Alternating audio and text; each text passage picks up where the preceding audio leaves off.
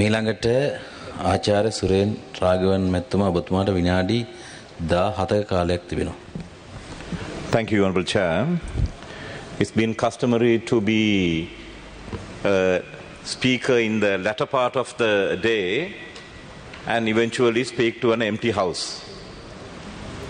I think the contract between the state, democracy and parliament need to be questioned here. Why are we speaking to two people or four people from the opposition and two people from the ruling? We can have this conversation at a tea.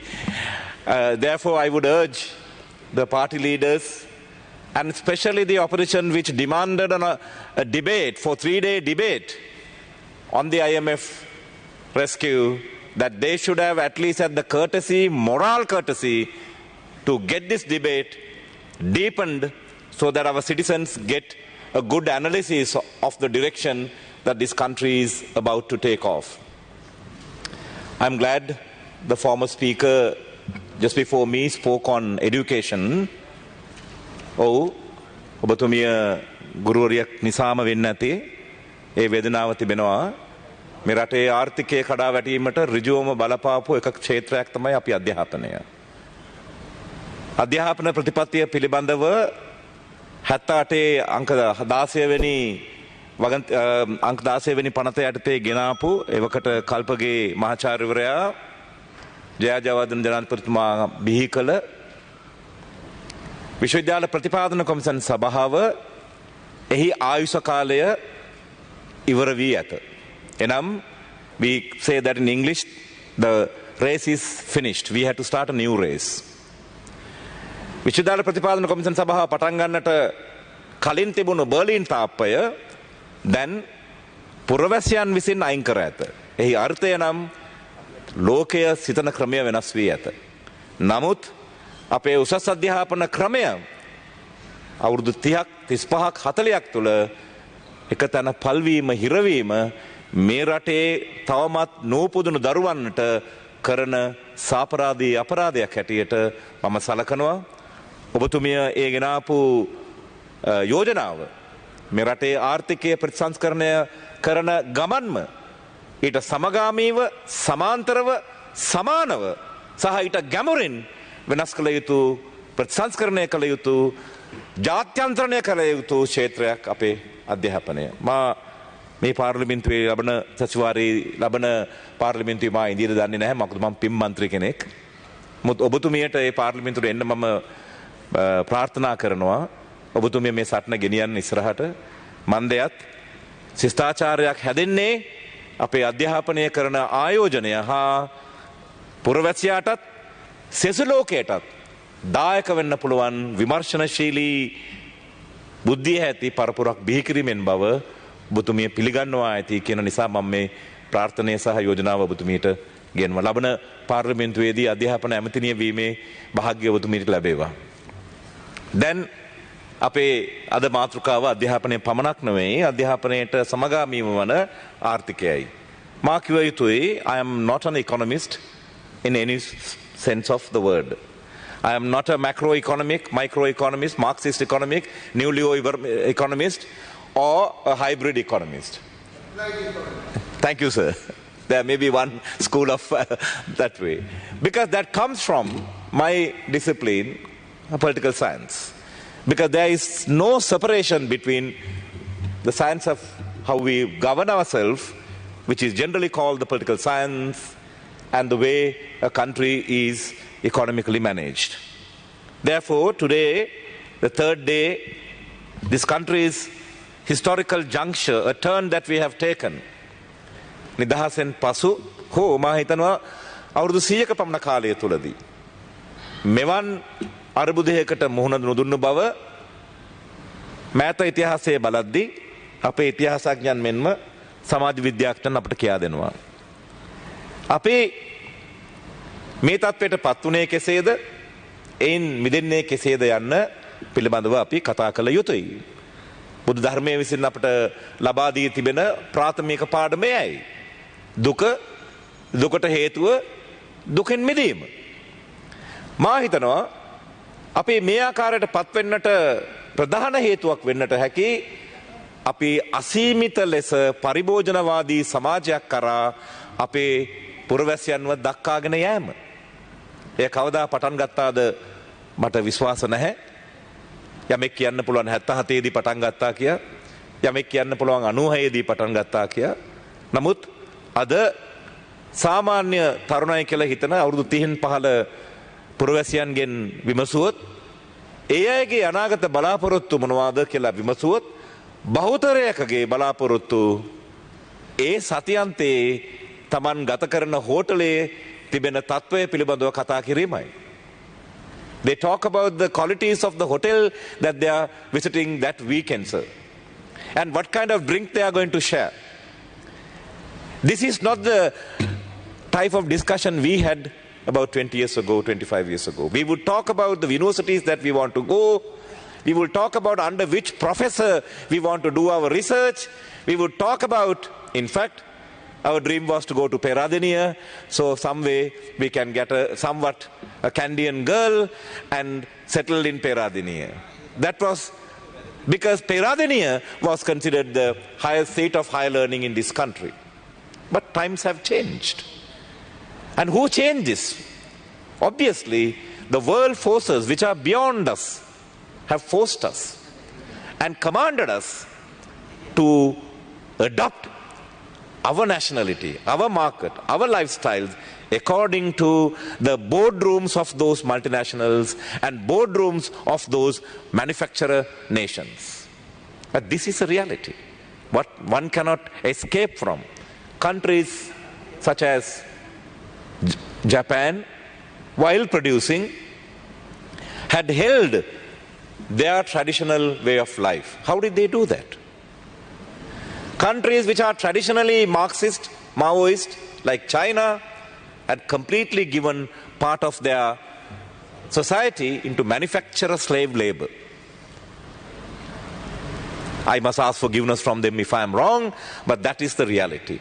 An underpaid army of people in China are tied factory workers to produce things to the consuming West. I think we need to look at these examples and select something that will be ours. I am reading these days about how Vietnam is facing this. Nobody in this house, inside or outside, could claim the amount of strategic warfare amounted by the Vietnamese heroes against so-called American imperialism.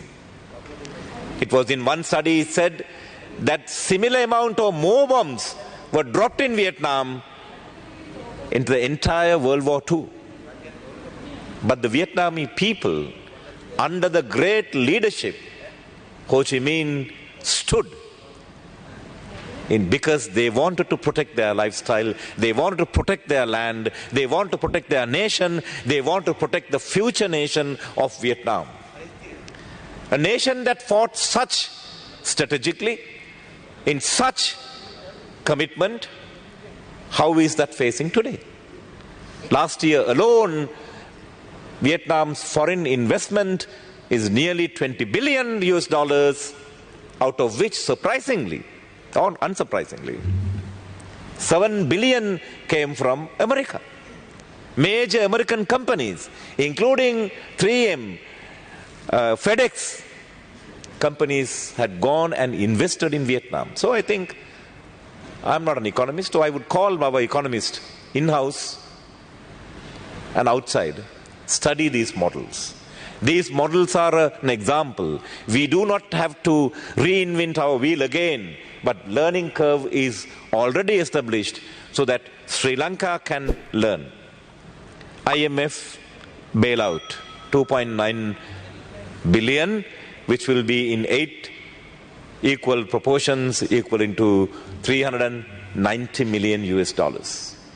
But this is half the amount that we spend on our crude oil annually, monthly.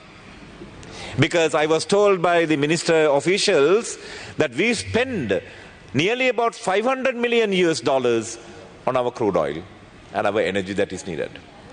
And that put together comes $6 billion, which is almost equivalent to nearly 1 million laborers who from Sri Lanka working in the Middle East and remitting. So therefore, these IMF funds should be used to ask questions how we can cut down the economic hemorrhages that we are traditionally facing. අන්න එතනදී තමයි මේ ජාතික සම්පත් කියන කතිකාවේ මේ වචනය මතක් වෙන්නේ. ජාතික සම්පත් යනු කුමක්ද? මොනවාද? 1919 ලෝක යුද්ධයට කලින් අපිය පාලනය කරපු සුද්දා හදලා ගිය ටැංකි 100ද ජාතික වස්තුව කියන්නේ සම්පත් කියන්නේ? එහෙම නැත්නම් ජාතික සම්පත් කියලා කියන්නේ පාඩු වෙමින් තවත් පාඩු වෙමින් තිබෙන ශ්‍රී ලංකා තැපැල් දෙපාර්තමේන්තුවද? මම දන්නේ නැහැ මේ සභාවේ වැඩියෙන්ම වයස කවුද කියලා මේ මොහොතේදී.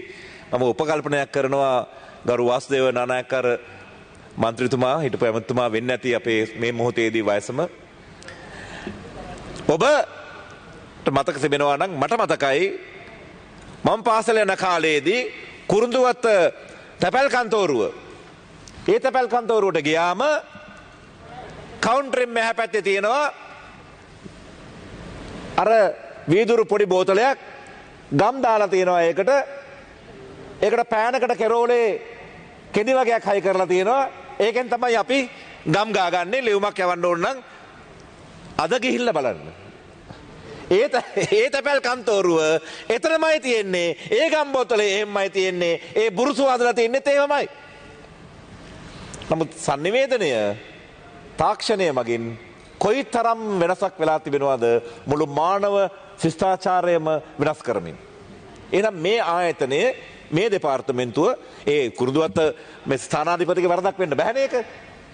එහෙනම් මේ ආයතනගත දේශපාලනය නිසා ආයතනගත පක්ෂ දේශපාලනය නිසා මෙවැනි ආයතන කඩා වැටීම ජාතියට බරක් වුණා මිසක් ජාතික සම්පත්‍යයි ඒවාට ව්‍යාජ වශයෙන් තවත් තනතුරු දීම නූපන් ශ්‍රී ලාංකිකයන්ට කරන මම හිතනවා අයුක්තියක් අසාධාරණයක් හැටියට. ඒ නිසා IMF ආයතනය විසින් අප වෙත ලබා දී ඇති කොන්දේසි අනුව හෝ එසේ කොන්දේසි ලබා දී නොතිබුණත් අපි කළ යුත්තේ අපට අවශ්‍ය කරන සම්පත් මේ රටේ තිබෙන චංචල නිශ්චල සම්පත් දෙස බලා ඒ සම්පත් සංවර්ධනය කරමින් ඒ සම්පත් වලට අලුත් ආයෝජනය ලබා දෙමින් ඉදිරියට ගෙන යන වැඩපිළිවෙලකි.